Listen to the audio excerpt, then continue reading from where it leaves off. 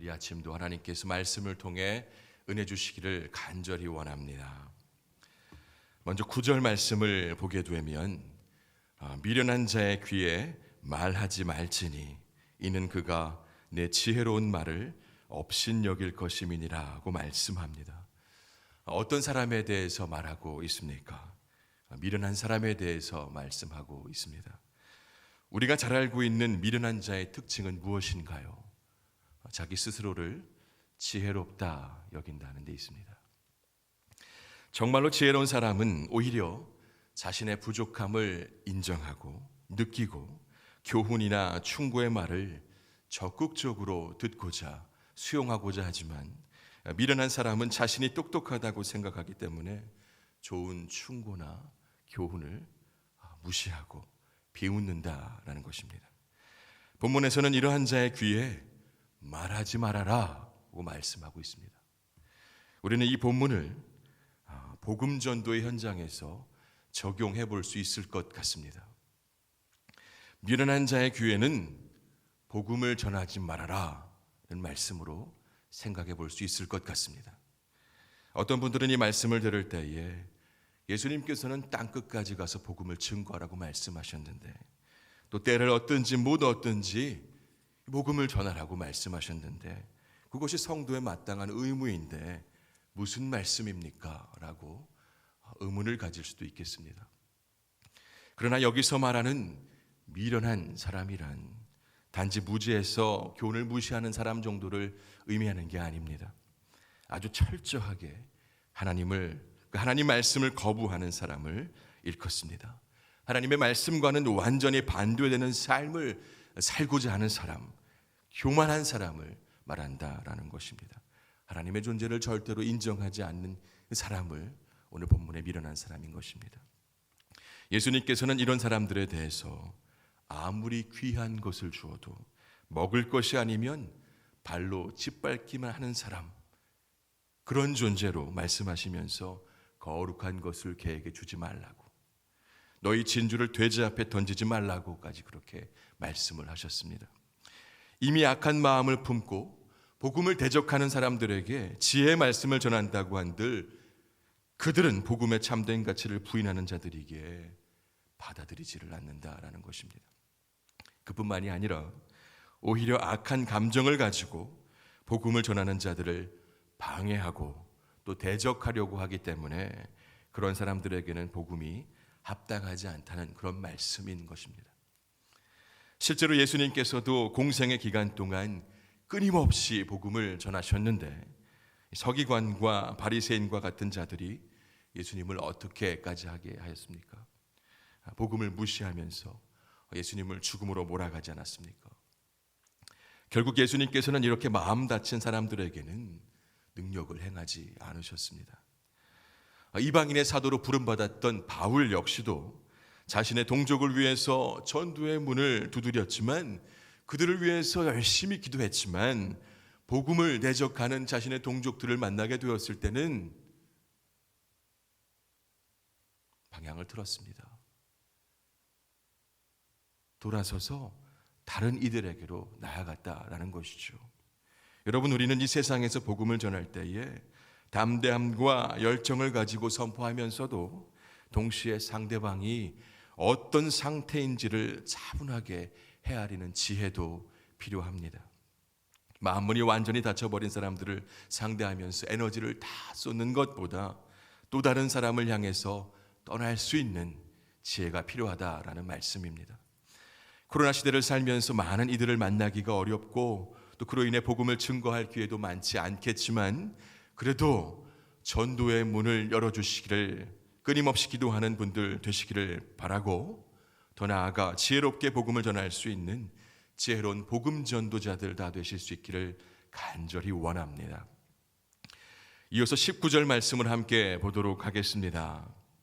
19절을 보면 내 아들아 너는 듣고 지혜를 얻어 네 마음을 바른 길로 인도할지니라고 말씀합니다. 네 마음을 바른 길로 인도할지니라고 말씀하고 있는데, 바른 길을 걷는다는 것은 구체적으로 어떤 삶을 말하는 것일까요? 이어지는 20절, 21절에서는 바른 길을 걷는 사람과는 정반대되는 부류의 사람들이 소개가 되고 있습니다. 20절, 21절 말씀을 우리 함께 읽도록 하겠습니다. 술을 즐겨하는 자들과 고기를 탐하는 자들과도 더불어 사귀지 말라. 술 취하고 음식을 탐하는 자는 가난하여질 것이요 잠자기를 즐겨하는 자는 헤어진 옷을 입을 것임이니라. 20절과 21절에서는 바른 길과는 거리가 먼 사람들이 소개가 되고 있는데, 바로 술을 즐기고 고기를 즐겨하고 또 잠을 자기를 좋아하는 사람입니다. 말씀의 저자는 이런 자들을 소개하면서 이들과는 어울리지 말아라고 권면하고 있습니다. 여러분, 아울러서 이러한 자들의 결국은 어떻게 될 것이라고 말씀합니까? 아주 가난하고 궁핍한 삶을 살게 될 것이다 라고 말씀합니다.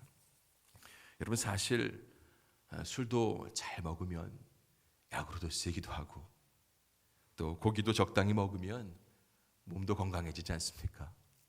그런데 정상적인 수준을 넘어서서 무절제하고 또 방탕하다면, 마치 술과 고기가 전부인 양 인생의 낙으로 그렇게 삼는다면 문제가 되는 것입니다. 특별히 술에 대해서는 아주 엄중하게 경고하는 성경 구절이 있지요. 술 취하지 말라. 이는 방탕한 것이니 오직 성령으로 충만함을 받으라. 그렇게 말씀합니다.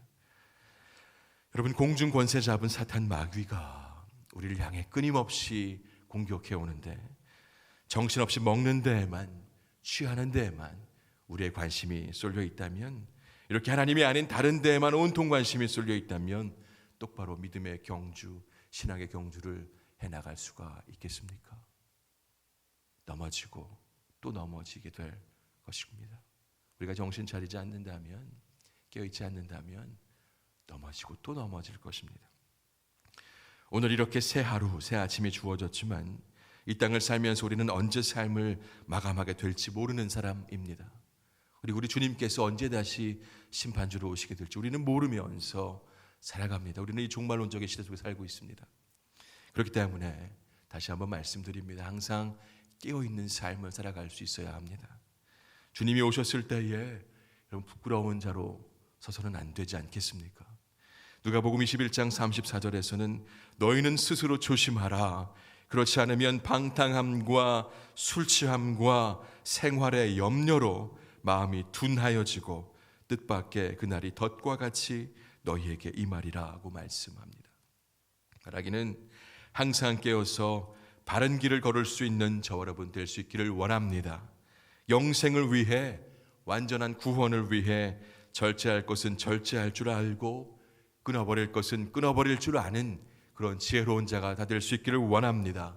적당하게 애매하게 걸쳐 있다가는 주님 앞에서 부끄러움을 면치 못하게 될 것임을 우리가 기억할 수 있었으면 합니다. 바라기는 항상 하늘 소망을 바라며 이 땅을 지혜롭게 살아가실 수 있는 지혜로운 자들 다 되시기를 바랍니다. 그리고 끝으로 오늘 본문 12절에서는요, 훈계에 마음을 붙이고 지식의 말씀에 귀를 기울이라 말씀하면서 더 나아가 아이를 적극적으로 훈계할 것을 13절에서 말씀하고 있습니다. 채찍으로 때리면서라도 자녀를 훈계하라고 그렇게 말씀하고 있습니다. 먼저는요, 우리 자신이 생명과 직결되는 신령한 지식, 신령한 지혜, 그것을 깨닫고 그것을 삶에 적용하는 일에 힘쓰십시오. 그리고 그것을 자손 대대 최고의 가치로 물려주어서 우리 자손들이 반드시 영생을 소유하는 자들로 이끄실 수 있는 그 복된 길을 걸어갈 수 있는 저 여러분 다 될 수 있기를 이 아침 간절히 소망합니다. 함께 기도하겠습니다. 하나님이 아침도 말씀 주시니 감사합니다. 주님, 바라기는 자기 스스로를 지혜롭다 여기며 자신의 말 외에는 귀를 닫아버리는 미련한 자가 되지 않게 하옵소서. 특별히 하나님의 말씀에 늘 우리의 마음을 열고 진리의 말씀을 항상 청종하는 삶이 되게 하옵소서. 하나님, 우리 모두가 지혜로운 자의 길을 걷기를 원합니다. 게으름과 방탕한 자들이 걷는 길과는 다른 길을 우리가 걷기 원하오니 성령 하나님 늘 우리의 인도자가 되어주시고 우리가 항상 깨어 주님을 의지하게 하옵소서. 더 나아가 우리의 자녀들도 이 길을 함께 걸어갈 수 있도록 우리 모두가 좋은 훈계자, 축복의 통로가 다 되게 하여 주옵소서. 주사랑 교회를 위해 기도합니다.